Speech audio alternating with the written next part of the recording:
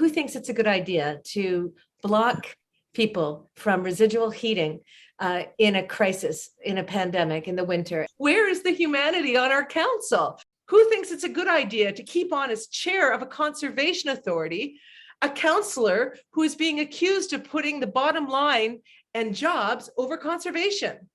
This week on the OShow, we try to answer those very frustrating questions.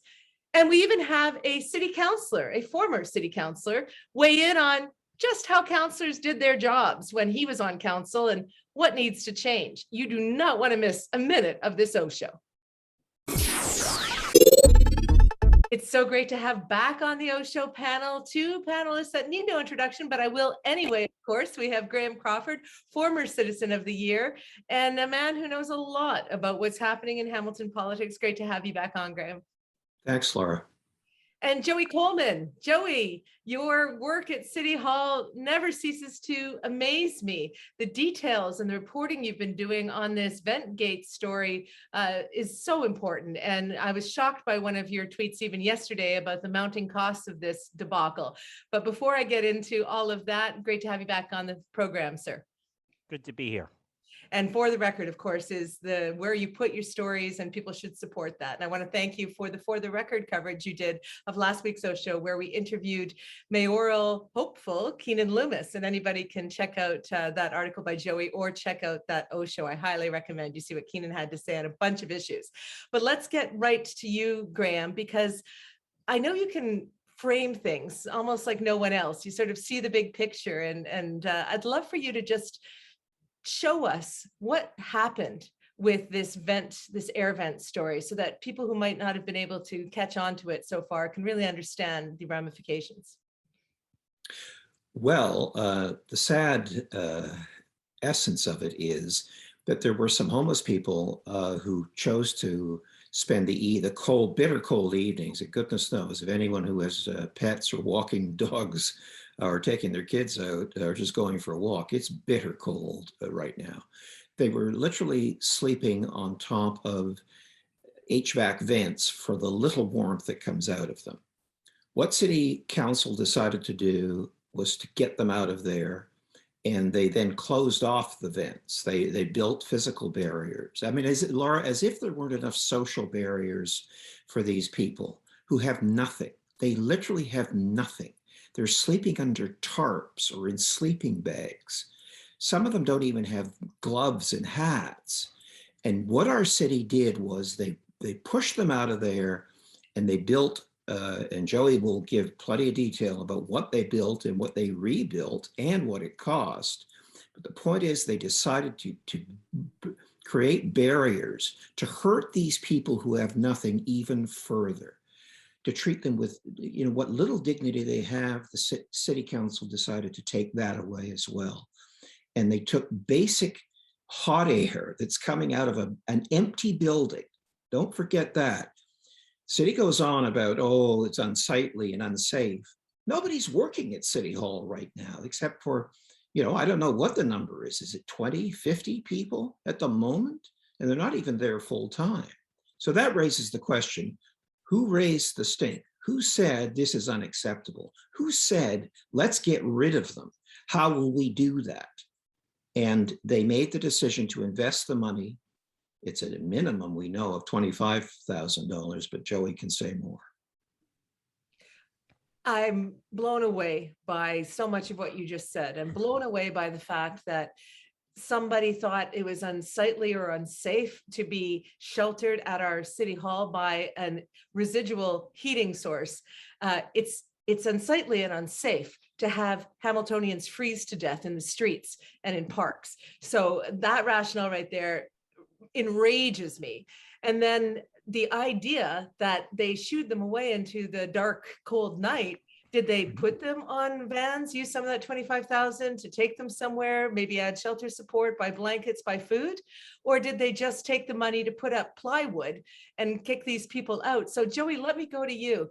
How the hell do you spend $25,000 on a few sheets of plywood, number one? And when did council know? Did anybody speak up against this from your reporting? Or do they think it's okay to treat Hamiltonians so inhumanely?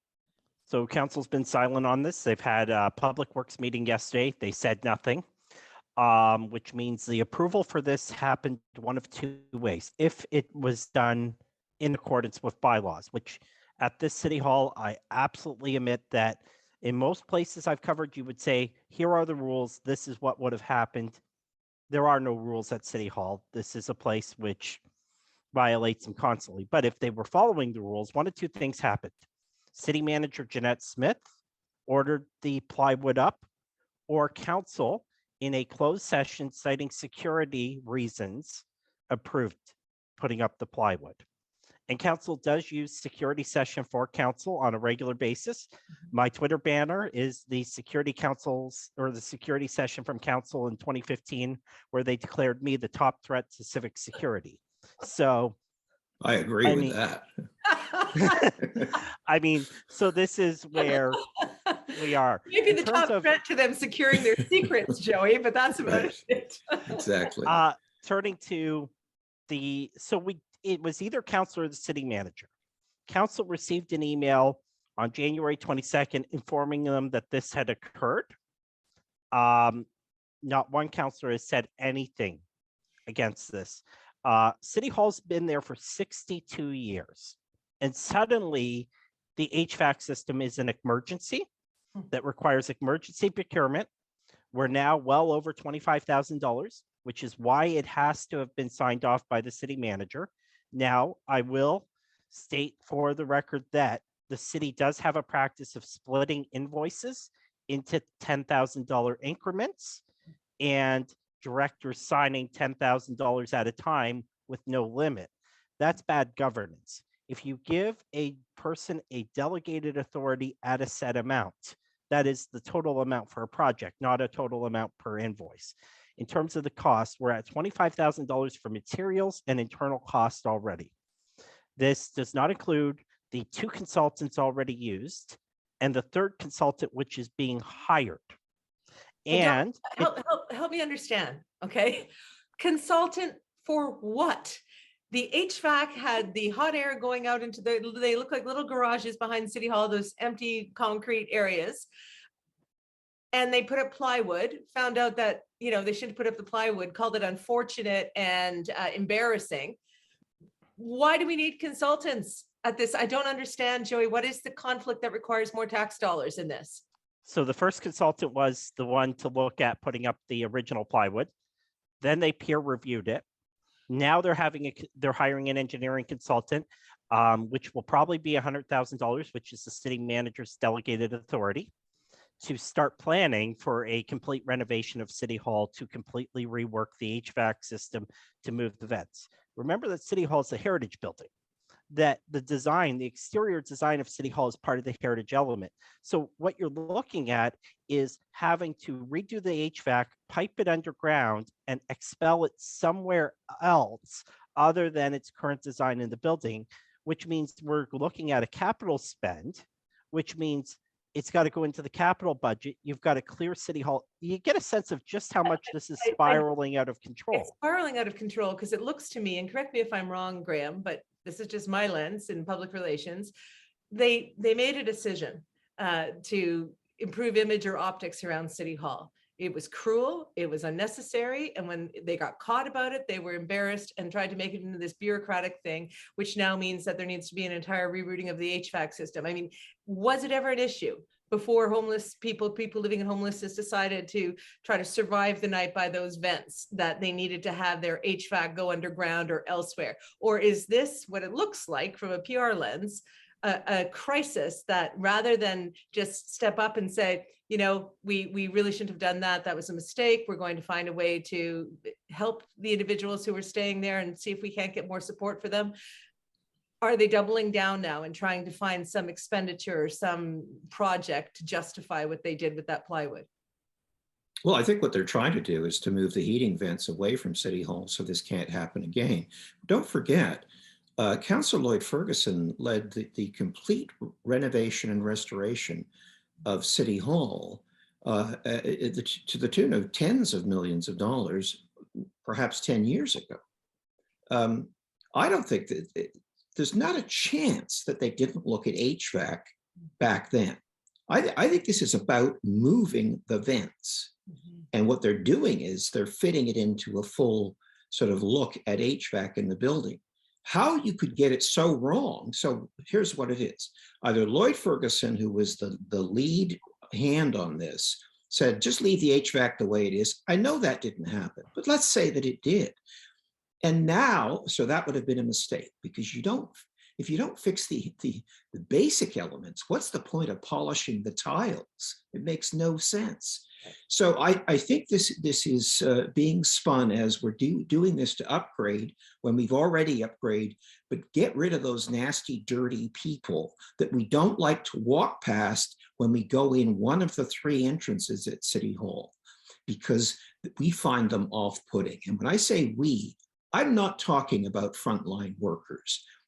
Senior people and probably elected officials said, you know what, I don't like this. I think we need to do something about this. And this was the solution made by their facilities manager and Jeanette Smith. And by the way, don't forget, when Black Lives Matter painted, or sorry, when people who are affiliated with that, but when on Main Street, defund the police was painted on the road, Jeanette Smith intervened and made the decision to clean off the paint. It's not like she doesn't dirty her hands with small stuff. She does. So I'm with Joey. It's either Jeanette Smith, either her fingerprints are all over this and her approval, or it's the next level down. Senior staff said, this is what I'm going to do.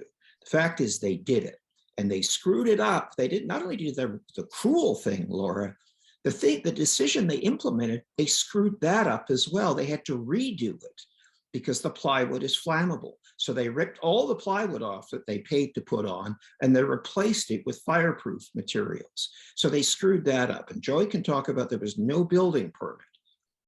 You know, well, this is the thing. As soon as I saw it, I went, this needs a building permit.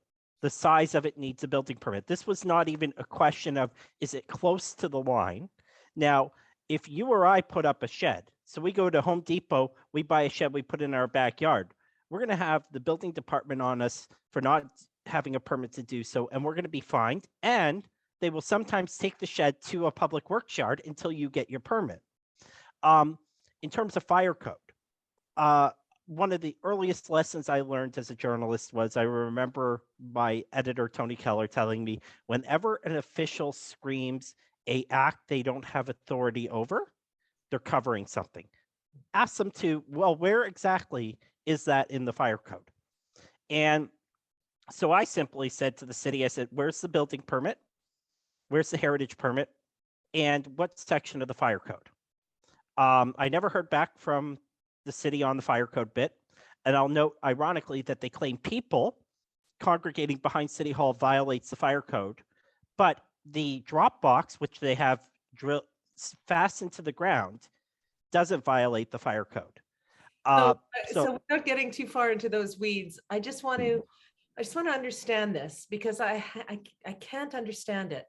I asked the question on social media, who thinks it's a good idea to block people from residual heating in a crisis, in a pandemic, in the winter? And the response from Hamiltonians and people across Canada to this was massive and immediate.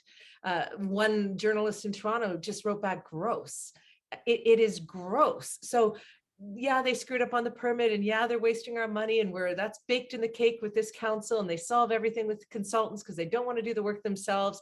What I'm concerned about on this is the decision-making that led to, yeah, you know what, let's just board it up. And whatever those drug addicts, whatever those homeless people need to do, they can just go figure it out for themselves because we don't like the look of it, or we don't like to have to pass it. I mean, if that was part of the decision making on this, then shame on council and the mayor and any city staff who were complicit.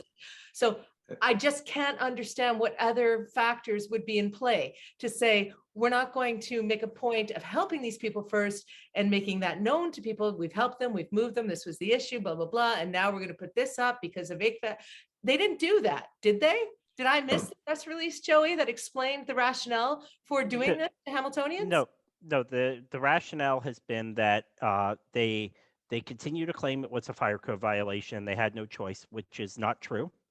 This is a city hall that regularly lies to us and does so shamelessly. You have to be shameless to do what City Hall has done on every account here. I often remark, and it's very true, the city of Hamilton is an operation that cares about the comfort of 16 people and everybody else pays for it. Wow. We focus on the barriers, what city built, what City Hall did at the back of our back door. But what they did was no different than tearing down encampments. They do this all the time. They cast people away. They don't know where they're going to go. They drive them into the woods, literally the woods. That's what our people are doing. Minus 21 degrees last week. And this is a decision that you think is a good idea. This represents the complete lack of compassion by our leaders. Like, we need to name the names here. I know I do say this often. Fred Eisenberger has said nothing. The last thing he said about homelessness, when somebody said we should put together a roundtable and talk about some of these issues, he said, I don't think we're going to learn anything we don't already know. Well, you know, Fred, I think you got some lessons to learn. If you think this is the right thing to do, wrong. Jason Farr is the same thing. Mr. Whack-a-Mole, pull down the tents, move them on. By the way, if we think people, and what they do is they keep saying, oh, it's the province and the feds. Unless they step up, there's nothing we can do. Let me remind every citizen in this town that Chad Collins was still a councillor.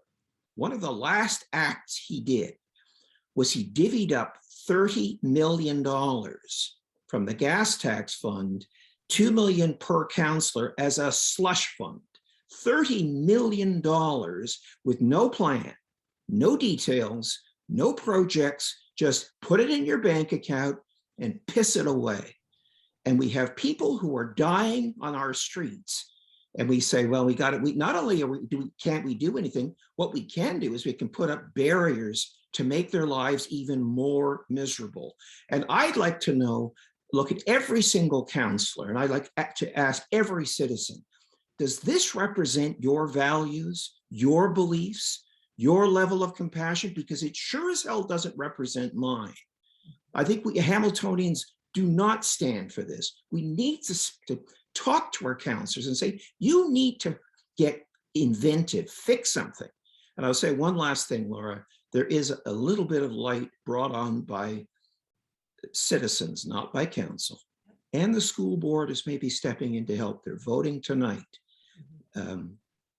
using the Sir John A site for these tiny houses temporarily. This is not the solution. Everybody acknowledges that this will not fix homelessness, but it might stop some from dying in minus 21 degrees. And I'm telling you this, if Jeanette Smith signed off on that email, and if council signed off on that email saying, this is what we're going to do, they need to look in the mirror and they need to say, why was that a good idea? They have no idea who these people were. They have no idea what happened to them. They have no way of tracking them, and they don't care. And God forbid any of the people that were locked away from those heating vents perish from the cold. We're coming into a giant storm again. What is the city doing proactively to ensure that our people living in houselessness have options during this storm when our shelters are full and there's COVID outbreaks? It's a dire situation and it's cruel. Graham, the response, and Joey, the response that my post on this got was that it's cruel. Who does that? Like, who does what council did? And I just want to address the small house thing. When I saw that come out today, you know who I saw championing it? Narinder, Nan, Councillor, and Councillor John Paul Danko. Yes. And I replied to them both and I said, this is awesome. This is a great initiative. Did I miss your statement about what City Hall did to the people who were trying to warm themselves by the HVAC vents? I mean, it's great that you're out there communicating to all of us about solutions to houselessness or temporary solutions to dying in the cold, but you've said nothing about. And by the way, Laura, not their solution. What's it was that? not their solution. The tiny houses are not their solution. Right. They have to provide the authority to put them up, but they had nothing to do with the creation of this idea. This was grassroots, people stepping in saying, we can't stand for this. We have to do something. And you're right, Laura, praising that and ignoring the barriers at City Hall, not good enough. No, and I think I think Joey, and correct me if I'm wrong, but as a journalist, and I used to be one, if you're going to come out on an issue and there's another big part of that issue that you haven't weighed in on, I think it raises more questions about why you didn't comment on the other part of the issue. They can't have it both ways. They can't take a victory lap that they're doing something for people in dire need, but not comment on their own decision and expenditure of our tax dollars to block those vents. Am I wrong, or did they just make it worse? You're correct. Look, let's presume that one of the three managers responsible for running City Hall, there's a building coordinator, a building superintendent, and the building director. One of those three people, let's just presume that one of those three people did this initially. There was opportunity for the director of strategic initiatives in the city manager's office to stop it, the city manager to stop it. She walks by it, she parks in that area of parking. Opportunity for council to stop it. No, instead, we're looking at a multi-million-dollar expenditure being planned with consultants. In terms of turning back to, no matter your political philosophy, and we've seen these debates at council where Ward 9 Councillor Brad Clark has said, we need to provide emergency shelter. He said, winter's coming, we need to build it. At the end of the day, no matter your political persuasion, you want the city to deal with this matter in a compassionate manner, and you may disagree on what that involves. But no matter your political persuasion, putting up these boards, everybody knows it hasn't solved the problem. Everybody knows the reason City Hall did it was because they don't want to have to see the problems they need to address. It's why during the pandemic, the city paid extra security to patrol the grounds of City Hall to prevent an encampment from forming at City Hall, because they did not want to have to see the encampment and have the contrast of pictures of an encampment with City Hall there. It is disappointing. It is heartless. And we don't have answers because thanks to COVID, the city manager has been able to hide for 2 years and continue to hide. And this, let's be clear, this belongs to the city manager or to council. And she needs to come out and say, is she working on council direction or is she working on her own initiative? The election's 290 days away. It is clear we need change at council. And I had coffee with somebody who's running in the suburbs, and I remember them saying that every director and above needs to be sent out the door. And I sort of gasped. I was like, whoa, that's where we're at, is that people are looking and going, we don't know who's done this at City Hall. The suspects are everyone. Maybe it's time to get rid of all the suspects. And I say that not lightly, because I've thought about who did this. I've looked at, and I know the players, I know the individuals, and I can't rule anyone out. And that's a sad statement of fact, that I cannot rule anyone out. Can I just build on that for 1 second? And let's not forget this. Laura, you know this. This story appeared on the front page of the Hamilton Spectator 3 days in a row. It also was part of a Spectator op-ed by the Spectator editorial board. It's been in every mainstream media outlet in the city. This issue about blocking the heating vents, the inhumanity of it, the shocking cruelty of it. This is a big story. The problem is, we just added this to the bottom of the list of other big stories. And you've talked about so many of these issues on the OShow, of course, and I-Elect talks about them all the time. This one is why is this one worse? It's worse because all it was seeking meager heat in the depth of a cold, dark night in the middle of winter. And we said, no, you can't have that. We're going to, not only can you not have it, we're going to take it away from you and block you physically from doing that. And not a single person at any level, elected or paid staff or otherwise, has said one single word about it. It's appalling. It's just deeply upsetting. I know I'm shouting and I'm angry because I'm angry. This is so wrong on so many levels. We keep getting it wrong. We keep treating people who have nothing. We take what little they have away from them and cast them into the cold, dark night. When you say we, that's the part that breaks my heart. And that's what my daughter said in her video. They're making decisions with our tax dollars that we feel sick about. You know, Sewergate pissed me off because of the 14 votes on it and the lying and the covering up and burying it before an election and the secret meet. I mean, there's a lot about Sewergate that was just awful. This though, Ventgate, and I think that's why it deserves a gate, because it's not just about misuse of money, there's secrecy, there's all this garbage going on, and I don't think it's ending anytime soon. This shames me. I'm ashamed to be from Hamilton when I see my tax dollars being used to cast vulnerable people out into the night. It makes me sick. And Joey, how do we bridge the divide between so many people in Hamilton who are sickened by this? It's just, why? It wasn't necessary. It was cruel. And why haven't the good councillors who spoke up about the encampments not spoken up to this? I feel like pulling my hair out. Where is the humanity on our council? Where is the sense that our city looks horrible for doing this? Why aren't they out there trying to do damage control, even for the city's reputation, if they don't care about those people who are behind City Hall? I mean, what the hell? We are in a very odd place in Hamilton. I'm sure the city has internal polling numbers. They've been working on the election since the last one, and we've seen it. We saw a staff member last Friday accuse residents of Waterdown of engaging in disinformation for criticizing their councillor. And I say that because that was a moment where I went, whoa, we're in this election mode. But I also think that I've done the numbers, I've run the analysis, I've got a sense of the candidates. I think they all realize it's over. And so we're in this really strange place where people are trying to find the exit. There are no exits. Ironically, you know, much as they've gated these vents, they've closed themselves off to exits with scandal after scandal. And this just reminds people in an election year of how broken City Hall is. And that's why I think that they don't care at City Hall, because I think they've realized they're done. Both the old guard of council and the staff who have been put in place there, we've reached a point where the primary qualification for being a senior staff member at the city of Hamilton is you're friends with the councillors.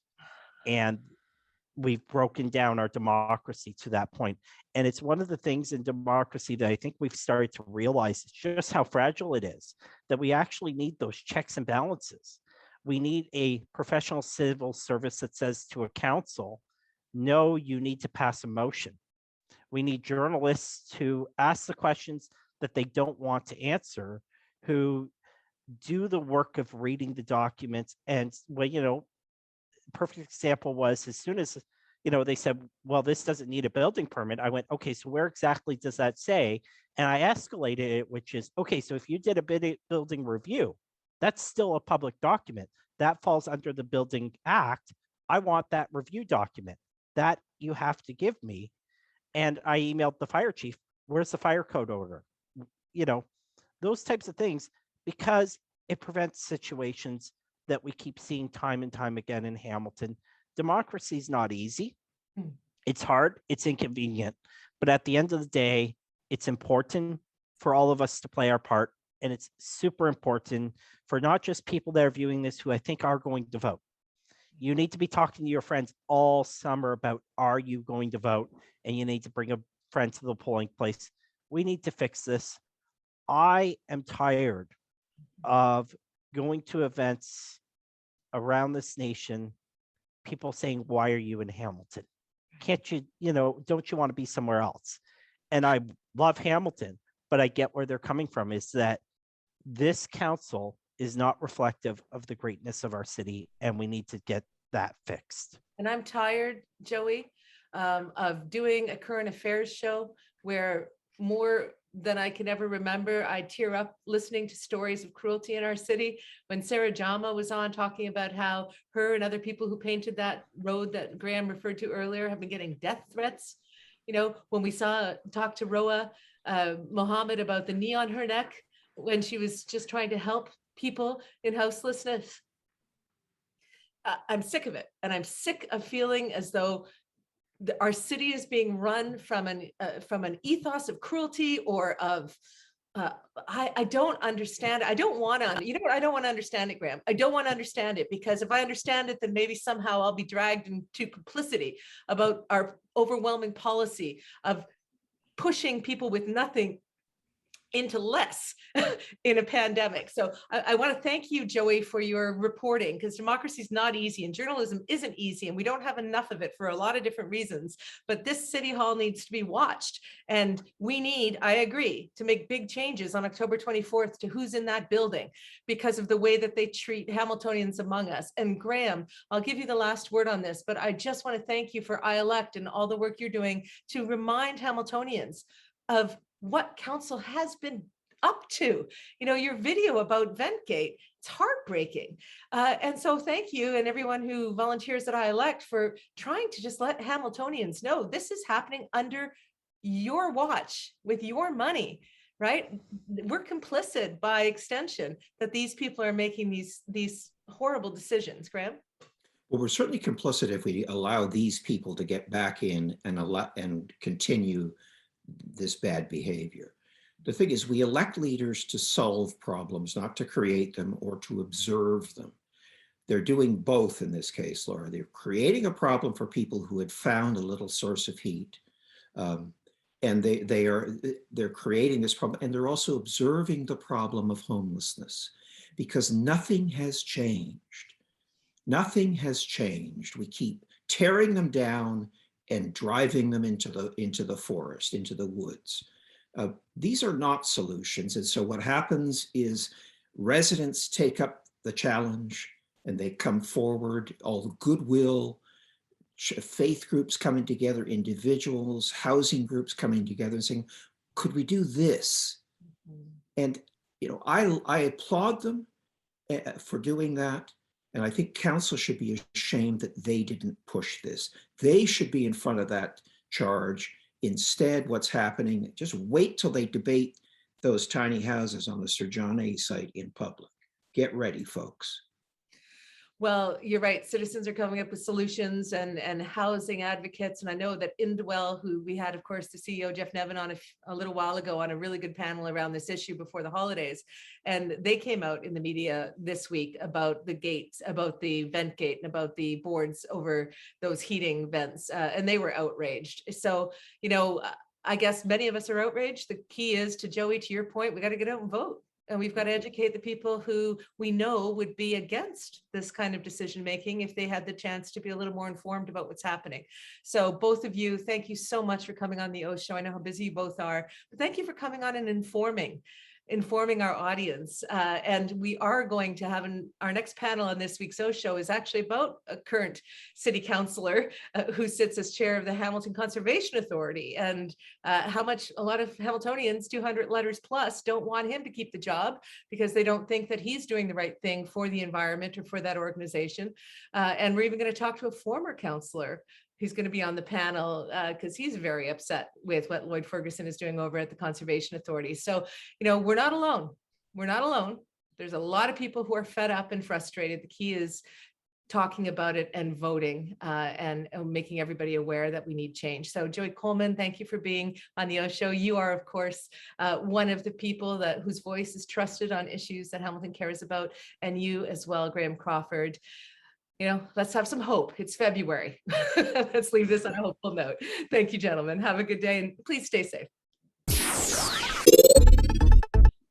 Well, there's a big vote that's coming up this week in Hamilton. And while you might not pay close attention to the board politics at the Hamilton Conservation Authority, you may want to, because the current city councillor, who is the chair, Lloyd Ferguson, is meeting some resistance about how he is chairing and what his values are. And we need to understand where he sits on some of these issues, because it's affecting not only our wetlands, our streams, but also the role of the Hamilton Conservation Authority. So I'm so pleased to have on the panel today, former city councillor and former chair of the Hamilton Conservation Authority, Robert Pasuta. Great to see you again, sir. Thank you, Laura. Yeah, you can just keep your mics on for this conversation. Don't worry about muting it. And it's great to have you on here. You caught my attention, of course, because you wrote an op-ed in the Hamilton Spectator, which is unusual to have a former chair or former councillor weigh in, but I thought it was very powerful. So we'll get to that right away. I just want to say a quick hello, though, to Craig Cassar. Craig, you've been doing a lot of media as a member of Save Our Streams. Mm-hmm. It's good to have you on the OShow for the first time. Can you just tell us really quickly what Save Our Streams is all about? Save Our Streams is just about protecting our waterways all around Hamilton. They're very important and they're probably don't get enough attention. Well, the Sewergate scandal certainly made us all pay a little bit more attention to what Certainly did. So, which I think is good. We need to know, right, what's happening. And of course, Don McLean, you always make sure we know what's happening, both through Catch, Citizens at City Hall all these years, but also you're part of Hamilton 350. Can you tell me what that's about? Hamilton 350 is a climate action group in Hamilton. A lot of subgroups in it. Elders for Climate Sanity are part of our group. We have an anti-oppression group. We have a group that's called Conservation Matters, which has been paying pretty close attention to what's happening with wetlands and particularly the Garner Road Marsh that was threatened with development and remains threatened with development because that process is now flipped over to the Ontario Land Tribunal. So let's get into that, Robert, because wasn't Lloyd Ferguson's opinions around that issue of that particular development around jobs and you know, he made an argument for offsetting and for jobs being created if they went ahead with the development, and the board ultimately did not go with what Lloyd wanted. And so can you just tell me what it was that concerned you? What is concerning you about his approach to leading the Hamilton Conservation Authority Board? Well, Laura, of all the meetings that happen within City of Hamilton, that the only thing I follow now is the conservation board meetings. And I've been following them time after time and paying attention to them. And as you said, the former chair and a board member for my 12 years on council, the offsetting policy really bothered me and trying to convince staff to change what they were writing. It's not up for a chair to try to convince staff or to tell staff what to do. Staff do their work. They bring their reports to the board. They present it. The board has discussion and they vote. A chair his role is not to direct staff how to write a report. And that troubled me a great deal.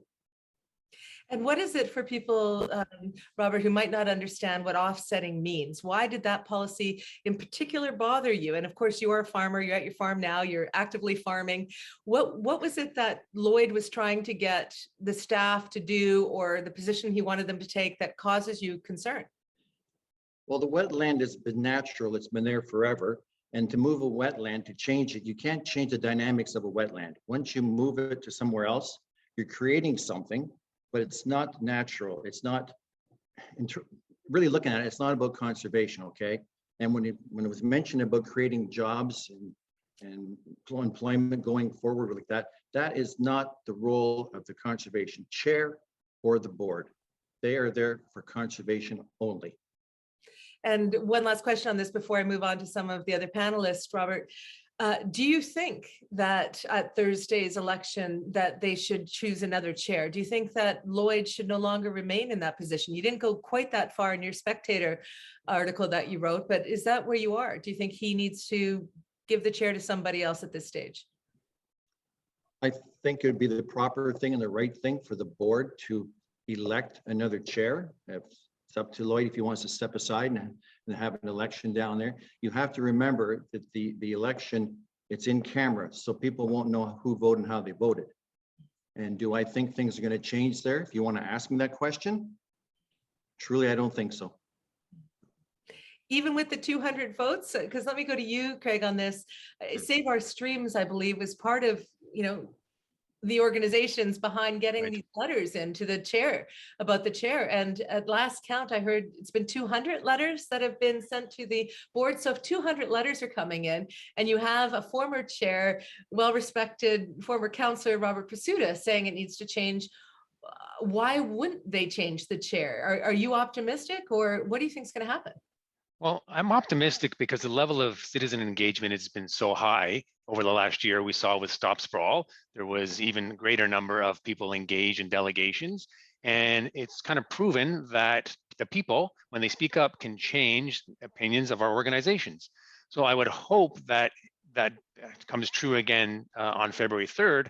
However, the HCA dynamic is different, and someone needs to speak up and be nominated or put their hat in there, and we don't have direct influence on that. So by putting more pressure on it, we just hope people will question and say, yeah, we need to do something different, because having a chair who doesn't support conservation doesn't make any sense whatsoever. So let me go to you, Don. You've been watching City Hall forever. And when you hear a statement like Craig just made, which is so clear that having a chair of the Hamilton Conservation Authority that doesn't support conservation in Craig's estimation, and in the estimation, I guess, of hundreds of others who have written these letters, how does Lloyd come out today like he did, defiant, saying, you know, he's going to stay, and, you know, that with somebody else from the organization said they're just letters in there, or they're just op-eds in the paper, kind of minimizing the hue and cry publicly. I mean, from a political watcher's point of view, Don, how does he have the power to stay in that position if there is such public frustration with his approach to the job?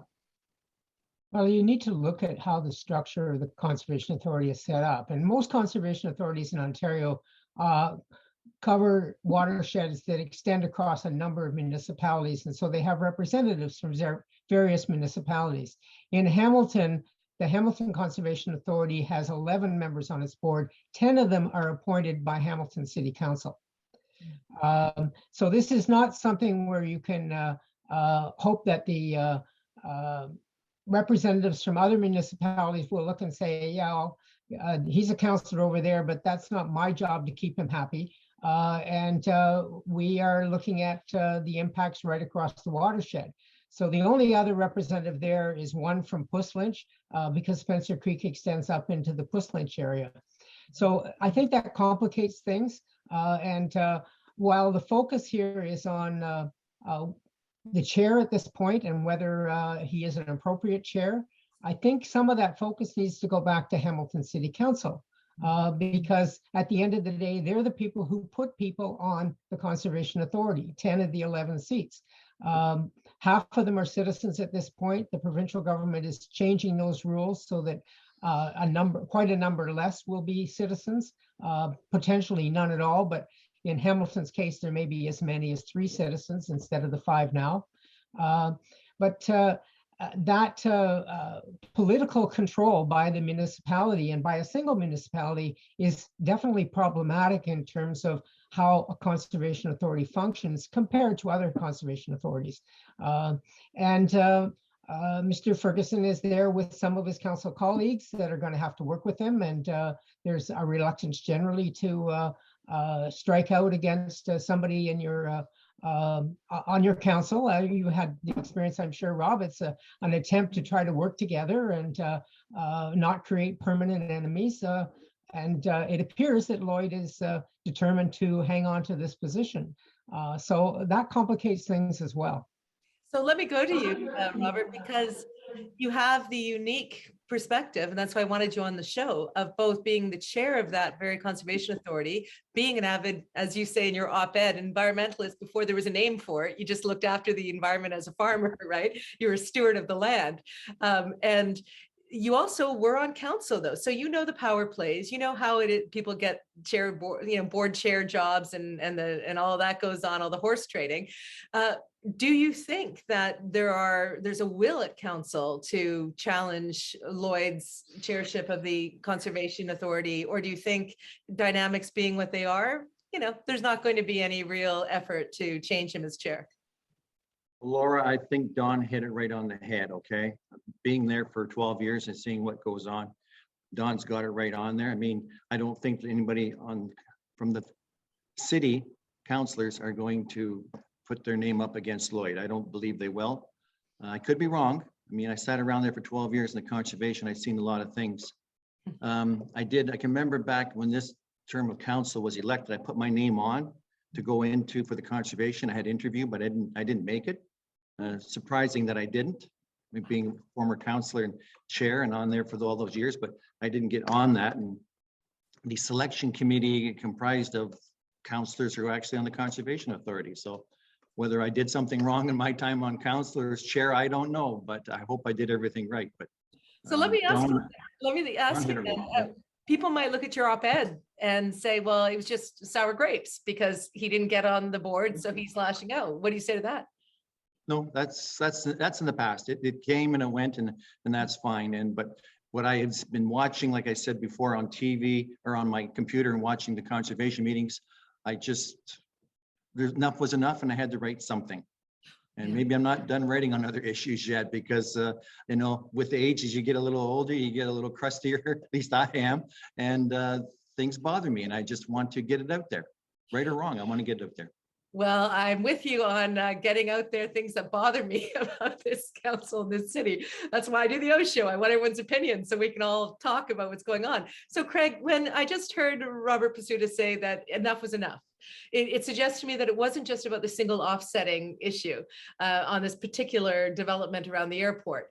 Wasn't there also something that Lloyd was promoting about putting some sewage or some sort of effluent or whatever back into Shadow Creek that came up a few months ago?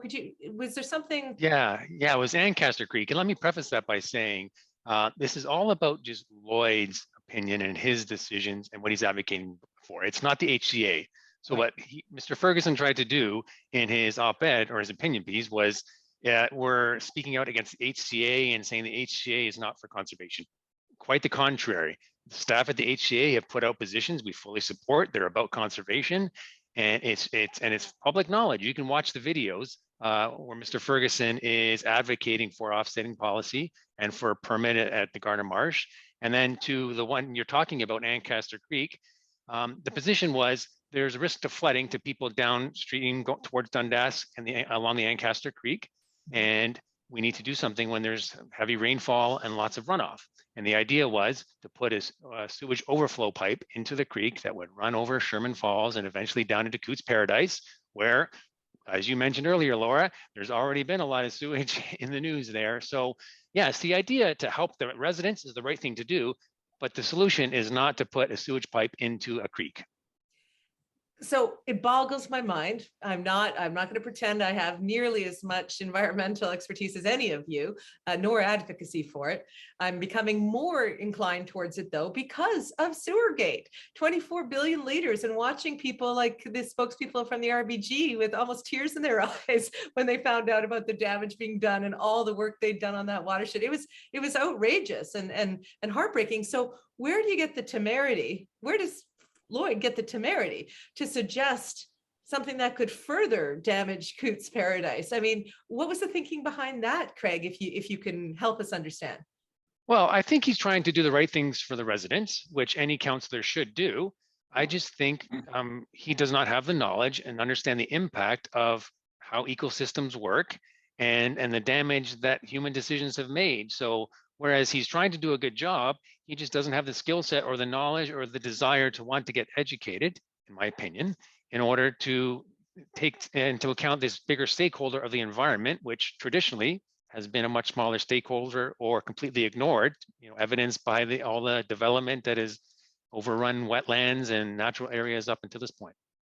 So let me ask you this, Don, because I first met Lloyd Ferguson when I was the executive director of the Oakville Chamber of Commerce, and he was a member with Dufferin Construction, and upstanding, certainly great at development. He even did the City Hall rebuild, on time and under budget. And I had him on my show years ago talking about that. Lloyd knows construction. He knows development. It's his expertise, and he has applied that knowledge to some projects at City Hall over the years. Square the circle for me, though, about why he would want to be the chair of the HCA, given, as Craig mentioned, it's not really his area of expertise. It doesn't seem to have a lot of curiosity around learning more about conservation. So why does he want to hold on so much? Well, it's a good question, Laura. And if you go back to this particular instance at Garner Marsh and the way in which Councillor Ferguson talked about it, his complaint was that the wetland was in the wrong place, and that's often the case, that these wetlands get in the way of and mean that land is not developable. And this is not a new idea. This is one that's been around for a long time, that we just push nature out of the way and everything will be okay somehow. And I think increasingly we're coming to the conclusion that that is mistaken. And that we're already paying a price for it. Climate certainly is one of the prices we're paying, but we're also paying a price in terms of how we have managed sewage in the city. So we've created a system, and the leak that took place in the tank and on Shadow Creek was probably accidental. It's unfortunate that it didn't get caught for 4 years, and 24 billion liters went into the creek. But even those tanks are a Band-Aid solution. They're an attempt to try to deal with how we'd like to live without paying attention to what that does to the natural world. So we created a situation of massive amounts of sewage in our community that has to be managed in some way. We set it up initially as a combined sewer system, and as a result, we're now building tanks to try to collect the overflow when it rains hard. But one of the things that's happening is it's now starting to rain harder. It's starting to rain hard more often. So what looked like it might work for a while, increasingly you have to ask the question of maybe that wasn't the right solution. And as a result, you're going to continuously run into problems like overflowing sewage tanks, or places where the overflows from storms are now going to, an argument is going to be made that they should be diverted into Ancaster Creek. So we're in a larger picture stuff here, I think. And my sense of Councillor Ferguson is that he hasn't come along with that, that he's still approaching things in the way that he's historically approached them. This worked in the past, so why shouldn't it continue to work? And there are increasing evidence that it doesn't. When I had Linda Jasic on a few weeks ago, talking about issues around the environment from Environment Hamilton, I shared with her that when my family took a trip across Canada this summer, my kids came back and said, "Mom, we saw climate change for real, because we drove through the fires in BC and it was terrifying. And we drove through the historic drought on the prairies and it was terrifying. And we talked to people right across the country." And Linda said that made her very upset because she worries about future generations and how the old way of doing things, as you just sort of described it, Don, isn't going to work now that we're seeing climate emergency right now happening. So let me ask you, Robert, you're a farmer. I believe you said your son also is a farmer. When you hear Don say that, you know, people are saying the wetlands are in the wrong place, how does that make you feel, when the idea that we think we can divert or control where nature needs to be to do what nature needs to do, especially at a time when these torrential rains are, and in fact, my husband for the news covered the flooding in BC a few months ago, you know, and they were standing knee deep in muck and it was terrible. It was terrible, right? So how do you feel about that old school view, if you will, of development vis-a-vis the environment? And what do we need to understand from a farmer like you? So Laura, there is no wetlands in the wrong place. Wetlands are there. They capture the overflow. They capture the runoff, the heavy rains. If you change a wetland, I'm telling you, you're not benefiting anybody. You're not benefiting nature. You're not benefiting the environmental effects it'll have to it. It's true, as Don was saying, the rains are different now. We get heavy rains. We don't get a nice thunderstorm and a steady rain. We get these downpours. We see it on our own farm here. One part of the farm will get 3 inches. I can go a kilometer down where I got another rain gauge and I get a ½ inch. And Hamilton seems to be getting their fair share of these heavy rains down there, and it's not equipped to and set up to take these heavy rains and the overflows. So I live beside a lake down here, in fact, and it used to be a bush and that, and it's conservation, it's Mountsburg, and it flows there. We farm, as we talk about Shadow Creek and all the crap that got in there, we farm, we have lots of manure, but we go nowhere near the edge of the lake and the wetlands here. We keep it away, we incorporate it, we do the right thing to protect the environment, protect the watershed. So, I was really upset about the Garner Road one, really upset. And then, of course, we get into the Elfrida vote and how that went with the vote down there. Somebody who's off the farm to turn around and say that, go ahead and develop it. And that was disturbing to me. So and once again, create jobs there too. So that's my side of it. And it's chair of the conservation over those, when I was on there, the 12 years and then 3 years as chair. I'll tell you, we worked so well together. Staff worked very well. Staff is always there for you and for the conservation, and they're well trained, and they do produce great reports, and reports that I never had any direction in saying, I want this done, I want that done. You know, staff, do your job, bring the report to us, let us look at it, let us read it. The important part is, and I can tell you from council, a lot of the councillors never read reports, okay? You can tell by the questions, and you have to pay attention, read the reports, listen to the people. Especially we had presentations come in, and councillors are on their phones or they leave, and that I sat there, and I think Don could attest to this, that I sat there and I listened, I took it all in, and then I read the reports. You just read the summary. That's all you have to do, executive summary, and you get what the topic is for that day. But some people don't, and I'm hoping the people looking at having the chair replaced, having the board elect somebody else, I'm hoping, Laura, I'm hoping, Don, Craig, but I'm not so sure that's going to happen on Thursday night. Let me end with you, Craig, on this. We talked about, well, I love what Robert said, wetlands, there's no wetlands in the wrong place, right? Right. And to be so arrogant as to think that we can move them. I mean, didn't we move streams when we built the extension to the Red Hill Valley, and there's flooding below the valley that people have been dealing with and the city's been paying for? So what do you want us to understand from Save Our Streams? What can people do? You know, I think we can look at the realism coming from Robert about how council works, but we can also look at all of the citizen engagement and help move the needle on Stop the Sprawl. So what do you want to leave us with, the OShow audience, before Thursday's vote? Yeah, thanks, Laura. I think things will continue past Thursday's vote, regardless of what happens. So we want people to get educated and get more involved, and they can go to saveourstreamshamilton.org and read more and keep up to date on what we're working on. But here's a fact I'll leave you with, is the Ancaster Creek watershed that we're talking about used to be 8% wetlands. 96% of that is gone now. So there's a tiny, tiny fraction of that watershed left, which, and this marsh, Garner Marsh, is the headwaters of the Ancaster Creek. So just think about that. 96% is already gone. So if that concerns you and you think that's wrong, then that's what Save Our Streams is about. So we want people to understand these facts, get educated, and then be part of our campaigns to make sure the right decisions are made.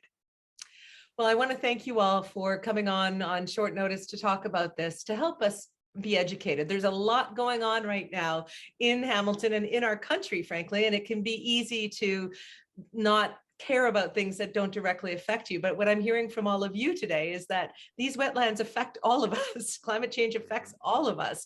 It affects our cities. So we need to pay attention. And Don, as always, thank you for watching and paying attention at City Hall. No one has done it as long as you. So we really admire that here on the OShow. And Craig, so wonderful to have you on. I hope we can have you back, because as you said, this is going to go past Thursday and we need to keep on this. And Robert, I hope you keep, now that you're retired from council and you're saying older and crustier and opinionated, I hope that you keep speaking up and letting us know what you think needs to be done. And I hope we'll have you back on the OShow. How does that sound? Sounds great, Laura, and thank you very much. And Don, good seeing you. And Craig, continue your good work. Well, thank you all for being the voices people trust on the issues that they care about, and stay safe, gentlemen. Thanks for having us, Laura.